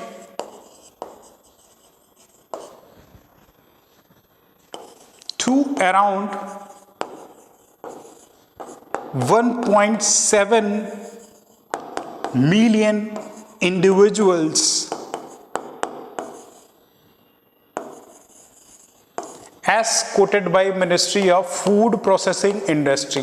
food processing industry का एक डाटा है कि फूड प्रोसेसिंग इंडस्ट्री जो है अराउंड 1.9 मिलियन इंडिविजुअल्स को जो है एम्प्लॉय करती है एंड रफली ये जो है हमारी कंट्री का जो हमारी कंट्री में जो मैन्युफैक्चरिंग सेक्टर है राइट उसको जो है अराउंड 9% तक जो है ये कंट्रीब्यूट करती है मैन्युफैक्चरिंग सेक्टर ऑफ इंडिया में manufacturing sector of India right. तो इंट्रोडक्टरी पार्ट में हमने डाटा ड्रिवन एक इंट्रोडक्शन दे दिया है फैक्चुअल इनपुट के साथ कि फूड प्रोसेसिंग इंडस्ट्री का जो प्रोमिनेंट इंपॉर्टेंस है राइट यहाँ पे इंपॉर्टेंस की ही बात की जा रही है कि इंडियन इकोनॉमिक डेवलपमेंट के लिए क्या है, कितना इकोनॉमी में असिस्ट कर रहा है और कितने लोगों को एम्प्लॉय कर रहा है। तो हमने दो डाटा यहाँ पे अपने इंट्रोडक्शन पे ही दे दिया है कि it contributes around 9% to the manufacturing along with इतने इंडिविजुअल्स को जो है एम्प्लॉय करती है। तो ये कहीं ना कहीं एक सूटेबल इंट्रोडक्शन हो जाता है अगर डाटा के बिहाफ पे आप दें। वेगनेस में मैक्सिमम इंडिविजुअल जो है इन डाटा का यूज नहीं करेंगे और ये बोलेंगे food processing industry in India is significantly vital for employment generation along with it has a suitable tenets in the pillars of Indian economy right। ऐसे एक स्टेटमेंट बेस्ड क्वेश्चन भी दे देंगे लेकिन कहीं कहीं अगर ऐसा डाटा अगर डाल रहे हैं इंट्रोडक्शन में तो एग्जामिनर के लिए वेल एंड गुड है राइट, वैल्यू एडेड डाटा है। और इन डाटा को इसीलिए मैं बोलता हूं कि ऐसे फूड प्रोसेसिंग इंडस्ट्री का इंडियन इकोनॉमी में कितना रोल है, एम्प्लॉयमेंट जनरेशन कितना है, किन किन रीजनल रीजन्स पे इंडिया के किन किन रीजन्स पे इनका प्रोमिनेंट डोमिनेशन है राइट, क्या ये रोल प्ले कर सकते हैं। एक शीट पे आप पहले से ये डाटा डाल लें ताकि जो भी आपके पॉइंट्स हैं उनमें आप वैल्यू ऐड करके जीएस पेपर 3 के आंसर्स को एनरिच कर सकते हो और बहुत ही अच्छे मार्क्स आप स्कोर कर सकते हैं। बहुत ही इंटरेस्टिंग है जीएस पेपर 3 राइट। अब सेकेंड पार्ट में हमने पहले तो analyse the importance of food processing in industries in economic development का देखना है, इंट्रोडक्शन हमने दे दिया तो हमें इंपॉर्टेंस बताना है right. We have to deal with the importance of food processing industry. तो एक सूटेबल हेडिंग हम अपने बॉडी ऑफ द आंसर में डाल दें इंपॉर्टेंस राइट, इंपॉर्टेंस में हम डाल दें। तो सबसे पहले इंपॉर्टेंस क्या है फूड प्रोसेसिंग इंडस्ट्री का, एम्प्लॉयमेंट जनरेशन राइट, पहला पॉइंट ऑफ एम्प्लॉयमेंट जनरेशन का दे सकते हैं। एम्प्लॉयमेंट जनरेशन जो अभी हमने डिस्कशन किया अराउंड 1.9 मिलियन इंडिविजुअल जो है फूड प्रोसेसिंग इंडस्ट्री के लिए जो है कंट्रीब्यूट करती हैं। दूसरा significant contributor to economy, significant contribution to Indian economy. Already हमने परसेंटेज के बिहाफ में दे दिया। कुछ और डाटा देख सकते हैं कि आने वाले टाइम में अराउंड 90,000 करोड़ का जो है मॉनेटरी सरप्लस जो है ये फूड प्रोसेसिंग सेक्टर जो है हमें प्रोवाइड, इंडियन इकोनॉमी को जो है प्रोवाइड कर सकती है राइट। डिसेंट्रलाइज्ड और रीजनल डेवलपमेंट को ये प्रमोट करता है राइट, रीजनल डेवलपमेंट को प्रमोट करता है। क्यों, कैसे करता है? फूड प्रोसेसिंग इंडस्ट्रीज है तो मेजॉरिटी जो ऐसी इंडस्ट्रीज में छोटी इंडस्ट्रीज होती है जैसे अचार बनाने का काम हुआ वो कौन करेगा? औरतें, लेडीज जनरली क्या होती हैं पिकल्स बनाने का, अचार बनाने का काम करती है फूड प्रोसेसिंग के लिए, जैम बनाने का राइट। ऐसे जो इंडस्ट्रीज हैं इनमें वुमेन का बहुत ही इंपॉर्टेंट रोल होता है। तो वो क्या इन टर्न करता है लोकलाइज्ड एरिया में, छोटे छोटे शहरों में, रीजनल डेवलपमेंट्स में ये जो है आपकी जो है फूड प्रोसेसिंग जो है हेल्प करता है। बियॉन्ड दैट सस्टेनेबल डेवलपमेंट में हेल्प करता है, सस्टेनेबल डेवलपमेंट में हेल्प करता है राइट, सस्टेनेबल डेवलपमेंट में हेल्प करता है जो कि हमारा SDG 40 है। SDG 40 जो है 14 जो मेंशन किया गया, सस्टेनेबल डेवलपमेंट गोल जो 14 मेंशन किया गया, जहां पर रिस्पॉन्सिबल कंजम्पशन की बात की गई, किसी भी चीज को रिस्पॉन्सिबली कंज्यूम किया जाए। तो अगर फूड प्रोसेसिंग इंडस्ट्रीज ऐसी बनाई जा रही हैं तो सस्टेनेबल डेवलपमेंट होगा, यानी कि जो भी फ्रूट्स वेजिटेबल्स जो कि नुकसान हो रहा था जिनका, राइट, उनका प्रॉपर यूज होगा, राइट, प्रॉपर यूज होगा मतलब एक एफिशिएंट रिस्पॉन्सिबल कंजम्पशन हो रहा है, तो इस चीज में भी हेल्प करते हैं, राइट। और भी हम पिलर्स को यहाँ पे ऐड कर सकते हैं, right, gender equity, regional equity, ये सारे पॉइंट्स को हम वहाँ पे मेंशन कर सकते हैं कि कैसे जो है ये फूड प्रोसेसिंग इंडस्ट्री जो है हेल्प कर सकता है, right. Beyond that food processing industry में कुछ और इंपॉर्टेंट हम पॉइंट्स को ऐड कर सकते हैं, जैसे फार्मर्स की इनकम को डबल करने का एक प्रॉमिस 2022 में रखा गया था कि फार्मर्स की इनकम डबल की जाएगी, राइट, लेकिन कुछ सब्सिक्वेंटली कोविड के बाद एक्सटेंड कर दिया गया। तो ऐसे फूड प्रोसेसिंग इंडस्ट्रीज अगर लगाई जाएंगे, इनका कमर्शियलाइजेशन होगा, तो फार्मर्स की इनकम क्या होगी, डबल होगी, right, farmers income will be doubled.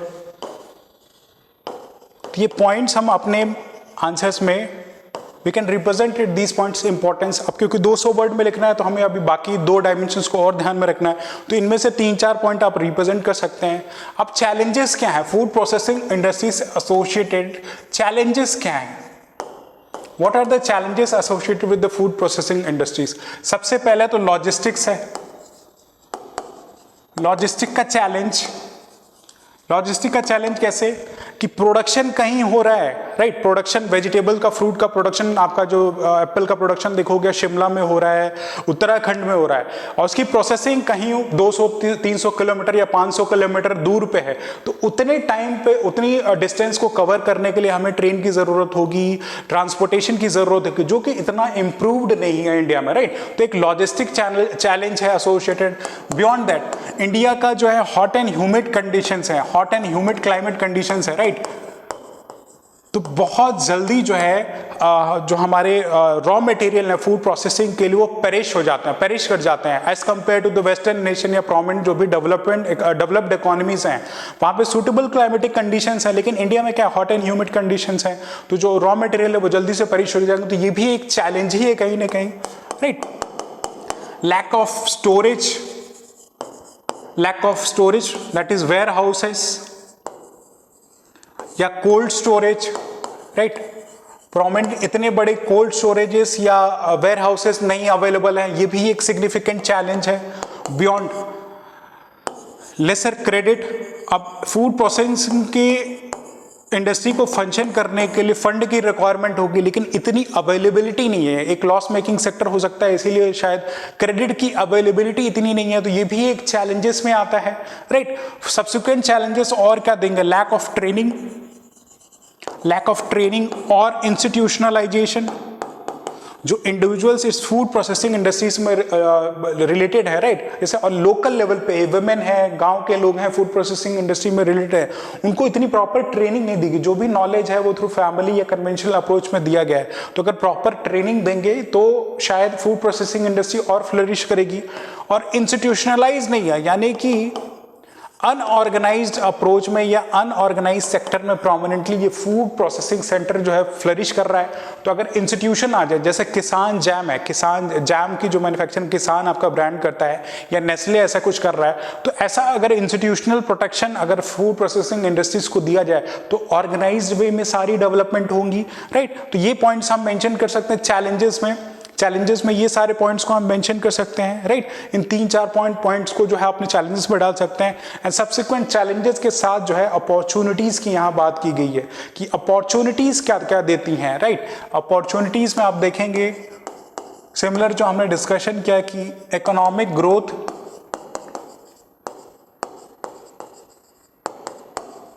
Value addition करेंगे इंडिया के इकोनॉमी में, रीजनल इक्विटी, जो रीजनल डिस्पैरिटी है, राइट, जैसे यूपी जैसे स्टेट है, क्या है वो एग्रीकल्चर के प्रमाइस पे एग्रीकल्चरल डिपेंडेंट स्टेट्स हैं, और यहाँ पे अगर फूड प्रोसेसिंग इंडस्ट्रीज लगाई जा रही हैं, फूड प्रोसेसिंग इंडस्ट्रीज अगर लगाई जा रही हैं तो यहाँ पर रीजनल डेवलपमेंट होगा, रीजनल इक्विटी होगी, मेन स्ट्रीम डेवलपमेंट में आएंगे। नॉर्थ ईस्टर्न स्टेट में ऐसे बहुत सारे हॉर्टिकल्चर क्रॉप्स का जो प्रोडक्शन होता है, बैम्बू का कल्टिवेशन होता है, तो उनको अगर फूड प्रोसेसिंग इंडस्ट्री से लिंक किया जाए तो वहाँ पर भी इक्विटेबल डेवलपमेंट होगी, राइट।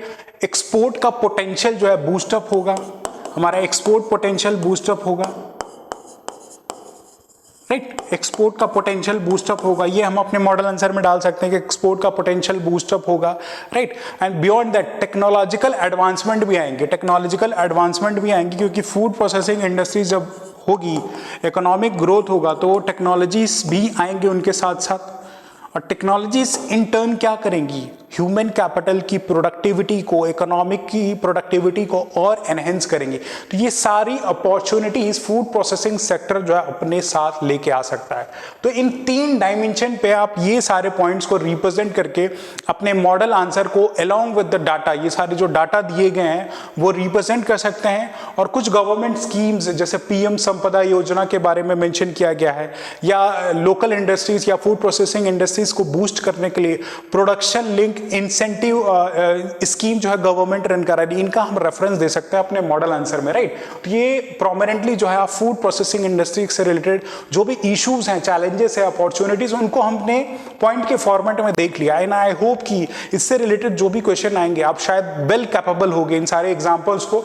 और भी हम पॉइंट्स डाल सकते हैं, लेकिन वर्ड लिमिट हमारे पास यहाँ रिस्ट्रिक्टेड है, इसलिए जो है फॉर द टाइमिंग ये अच्छे पॉइंट्स होंगे जिनके साथ आप जो है अपने डाटा के साथ इस आंसर को लिख सकते हैं। इन द एंड जो है आप अपने आंसर को कंक्लूजन के साथ जो है कंक्लूड करें कि इंडियन जो फूड प्रोसेसिंग इंडस्ट्री है वो बहुत ही पाइवटल है, it is really pivotal for the economic development, offering employment and opportunity for export growth, hence fostering innovation and assisting in form of institutionalization can greatly assist the food processing industry in India, right? तो ये की terms अगर आप अपने conclusion में डालें तो सारा आपका एक well represented answer related to this food processing industry बन सकता है, राइट। नेक्स्ट क्वेश्चन की तरफ प्रोसीड करते हैं।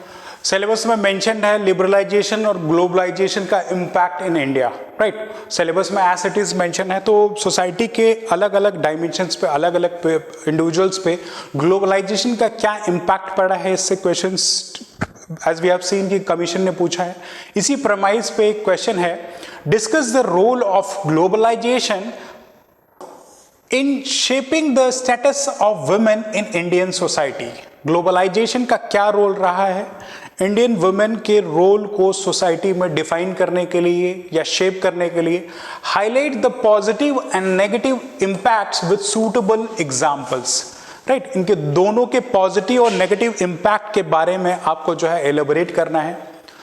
हिंदी में देखें, भारतीय समाज में महिलाओं की स्थिति को आकार देने में वैश्वीकरण की भूमिका पर चर्चा करें। उपयुक्त उदाहरणों के साथ इसके सकारात्मक और नकारात्मक प्रभावों को उजागर करें। पॉजिटिव और नेगेटिव डायमेंशन दोनों ही देना है कि ग्लोबलाइजेशन का इम्पैक्ट समाज में, सोसाइटी में जो महिलाएं रह रही हैं, जो वुमेन हैं, उन पे क्या पड़ा है, राइट। यूजुअली हम ग्लोबलाइजेशन का जो डायमेंशन देखते हैं, वैश्वीकरण की जब भी हम डायमेंशन आयामों की बात करते हैं तो हमेशा सकारात्मक पर्सपेक्टिव से ही, पॉजिटिव डायमेंशन से ही बात करते हैं। लेकिन एग्जामिनर का ट्विस्ट एंड टर्न कर दे क्वेश्चन को कि इसका क्या नेगेटिव इंपैक्ट पड़ा हुआ है ग्लोबलाइजेशन का वुमेन के रोल में, तो एक चैलेंज सा हो जाता है आंसर को टैकल करने का। तो ये क्वेश्चन आपसे डिमांड कर रहा है, दोनों ही पर्सपेक्टिव आपको बताना है, positive and negative, and in 125 words you have to represent it, right.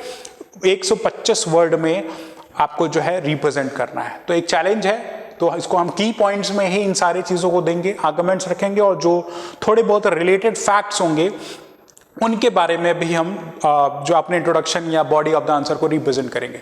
तो अब यहाँ पे इंपॉर्टेंस होता है ग्लोबलाइजेशन का रोल, वुमेन के स्टेटस के बारे में क्वेश्चन आपसे डिमांड कर रहा। तो इंट्रोडक्शन में आप क्या रिप्रेजेंट कर सकते हैं, मेक श्योर 125 वर्ड है तो फाउंडेशनल प्रेमाइस वही कि कीवर्ड्स का मोर एंड मोर यूज करें, एक डिप्लोमेट की तरह अपने आंसर को रिप्रेजेंट करें। हमेशा आपने देखा होगा डिप्लोमेट पॉलिटिशियन की तरह ज्यादा बोलता नहीं है, राइट। स्टेट साइलेंस और बहुत ही कैलकुलेटिव टॉक्स होती हैं। जो भी एक सिविल सर्वेंट है, कभी आप देखें फॉरेन अफेयर्स के जो स्टेटमेंट आते हैं, तो हर एक कीवर्ड, हर एक कॉमा, हर एक डॉट, हर एक जो भी अल्फाबेट लिखा गया है उसका एक रेफरेंस ब्यूरोक्रेट की लाइफ में होता है, और वही आपके मॉडल आंसर में रिप्रेजेंट होना चाहिए। तो यहाँ पे जो कोर डिमांड है रोल ऑफ ग्लोबलाइजेशन, उससे शुरू करते हैं कि globalisation has significantly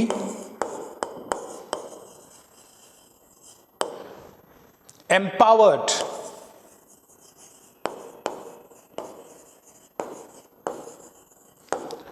the women of India in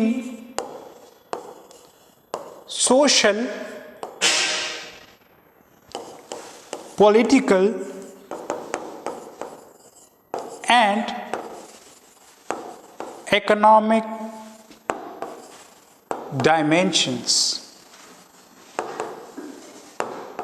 right, की टर्म्स हमने 3 यहां यूज किए, सामाजिक, राजनीतिक और आर्थिक पर्सपेक्टिव से वैश्वीकरण ने जो है भारत में महिलाओं को एम्पावर किया है, सशक्त किया है। राइट, तो इंट्रोडक्शन के प्रेमाइस पे हमने यहाँ 20 वर्ड्स के अराउंड जो है अपने इंट्रोडक्शन में दे दिया है कि वुमेन को जो है पॉलिटिकली, इकोनॉमिकली, सोशली एम्पावर किया है। लेकिन यहाँ पे क्योंकि नेगेटिव इंपैक्ट्स की भी बात की जा रही है तो एक इंटरकनेक्टिंग स्टेटमेंट हम यहाँ पे लिख सकते हैं, however irrespective of its benefits,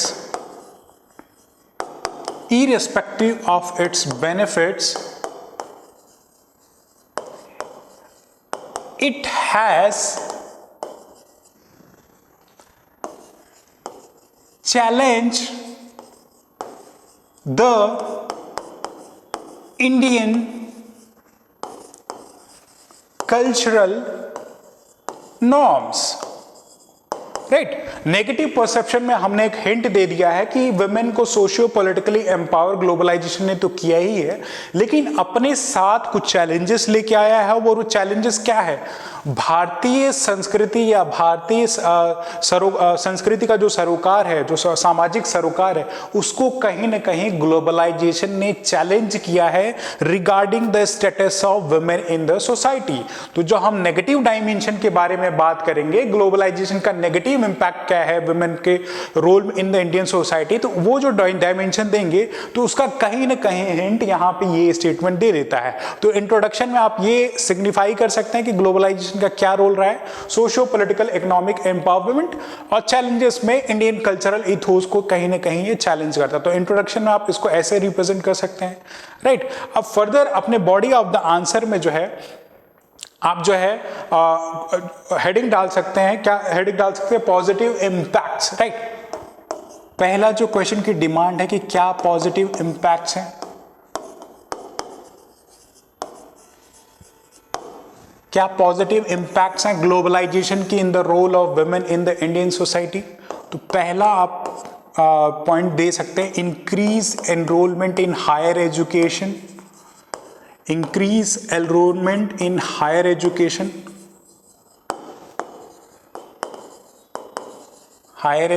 that is around 24% increase हुआ है। 24% जो है अराउंड एनरोलमेंट ऑफ वुमेन है हायर एजुकेशन में। राइट, तो हायर एजुकेशन में ये इंपैक्ट हुआ है। ग्रेटर इकोनॉमिक पार्टिसिपेशन,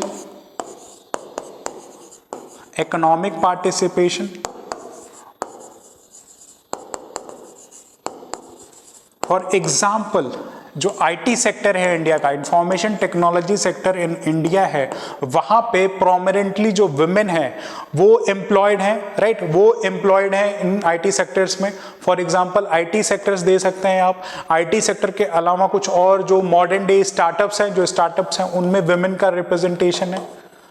किसके रिजल्टेंट हैं? एक ग्लोबलाइजेशन के बाद जो मार्केट, हमारा इंडियन मार्केट जो ओपन हुआ, उसके बाद बाहर की companies I. Right, majority of the companies like Google India में सेटअप हैं, वहाँ पे वुमेन एम्प्लॉयमेंट है। सोशल अवेयरनेस जो है वुमेन में बहुत ज़्यादा बढ़ गया। सोशल अवेयरनेस के इंक्रीज होने की वजह से कैंपेन्स लाइक मी टू का रेफरेंस आप देख सकते हैं सब्सटैंशिएट करने के लिए। Campaigns like me too have started, जो कि वुमेन को एम्पावर करते हैं, उनके सोशल अवेयरनेस को बढ़ाते हैं। राइट, ये आप बेनिफिट दे सकते हैं। चौथा कुछ और इन डेप्थ में देंगे, वुमेन जब एम्पावर हुई तो उनके बच्चों का जो कॉग्निटिव डेवलपमेंट है, राइट, कॉग्निटिव डेवलपमेंट वो इंप्रूव हुआ है। इसको कैसे लिंक करेंगे बच्चों के कॉग्निटिव डेवलपमेंट का? एक थॉट बोला जाता है कि अगर आपको जनरेशंस को ट्रेन करना हो या एम्पावर करना हो तो एक वुमेन को ही एजुकेट कर दो। वुमेन एक रिप्रेजेंटेटिव है सोसाइटी के एवोल्यूशन का, उसी से एक इंडिविजुअल, एक बच्चे का जो जीवन की शुरुआत होती है। तो अगर हम वुमेन को एम्पावर कर रहे हैं, राइट, वुमेन को एम्पावर कर रहे हैं, एजुकेट कर रहे हैं, तो वो उसका खास फोकस उस लेडी का होगा अपने बच्चे को एम्पावर करना, उसके मेंटल हेल्थ, उसके एजुकेशन, डाइटरी हैबिट्स।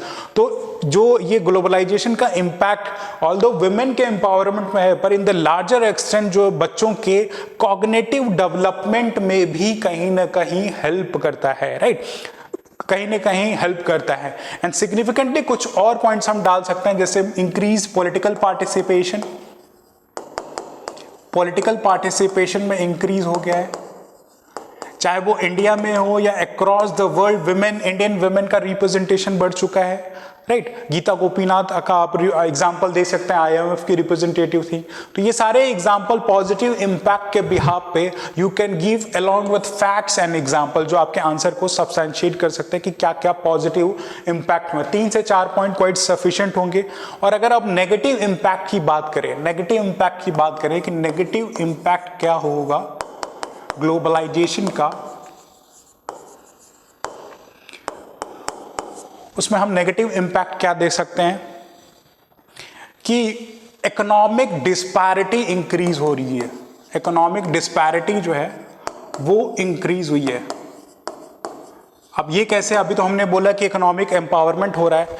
ग्लोबलाइजेशन होने के बाद भी, क्योंकि वुमेन का एसोसिएशन होता है, जैसे उनकी मेंस्ट्रुअल हेल्थ का इशू एसोसिएटेड होता है, मैटरनिटी लीव लेती हैं, तो कहीं ना कहीं एक कॉर्पोरेट बायसनेस देखी गई जो भी कंपनीज आती हैं कि यूजुअली जो हायर प्रोफाइल पे या सिमिलर प्रोफाइल पे जो मेल इंडिविजुअल्स हैं उनको ज़्यादा पे करती है as compare to the women, वो वुमेन इंडिविजुअल्स हैं। यहाँ पे आप जो है जेंडर गैप रिपोर्ट के, जेंडर पे गैप रिपोर्ट का रेफरेंस दे सकते हैं।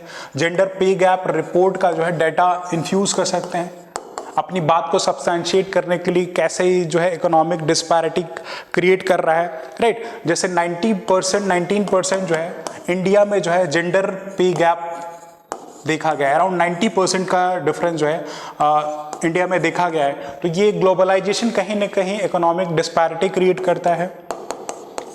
कल्चरल नॉर्म को जो है इंडिया में चेंज कर रहा है, कल्चरल नॉर्म को, राइट, कल्चरल नॉर्म को चैलेंज करा। जैसे पहले था कि वुमेन जो है यूजुअली एक सोशल परसेप्शन था कि हाउसवाइफ्स होती हैं, लेकिन आज के टाइम पे men and women both are working, तो एक कल्चरल नॉर्म को कहीं ना कहीं चैलेंज दे रहा है।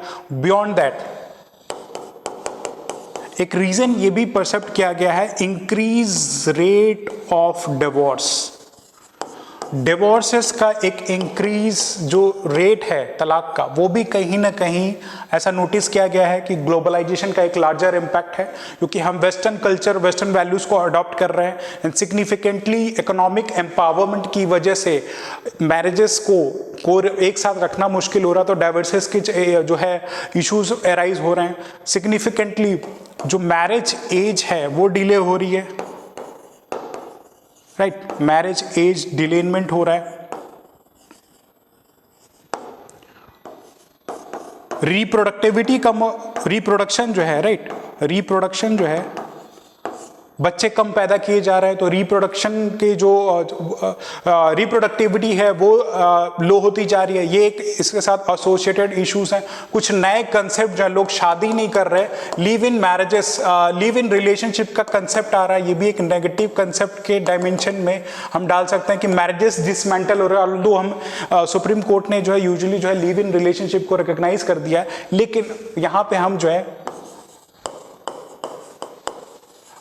मैरिज एज एन इंस्टीट्यूशन जो है, इसमें बिलीफ सिस्टम जो है कम होता जा रहा है, right. Marriage as an institution जो माना जाता था कि शादी इसलिए की जाती थी कि एक इंस्टीट्यूशनलाइज अप्रोच में जो है एक इंडिविजुअल और फीमेल जो है साथ में रहेंगे, लेकिन मैरिज एज इंस्टीट्यूशन डिसमेंटल हो रहा है। तो ये सारी चीजें क्या हैं? ये all these are negative impacts of globalization, जो कि नेगेटिवली कहीं ना कहीं इंडियन सोसाइटी को more to the role of women जो है सिग्निफाई कर सकते हैं। सिंगल फैमिली या जो जॉइंट फैमिली का कंसेप्ट है वो कहीं ना कहीं डिसमेंटल हो रहा है। तो ये सारे पॉइंट जो है आप अपने आंसर में जो है you can represent along with this facts like कि कितना जेंडर गैप का रिपोर्ट है, जेंडर इनइक्वालिटी इंडेक्स में इंडिया अभी कितना रैंक करती है, इसका हमें जो है वहाँ पे कोट कर सकते हैं। प्रीलिम्स के जो डाटा हमने क्रैम किए थे, राइट, उनका रिप्रेजेंटेशन अपने इस मॉडल आंसर में दे सकते हैं, राइट।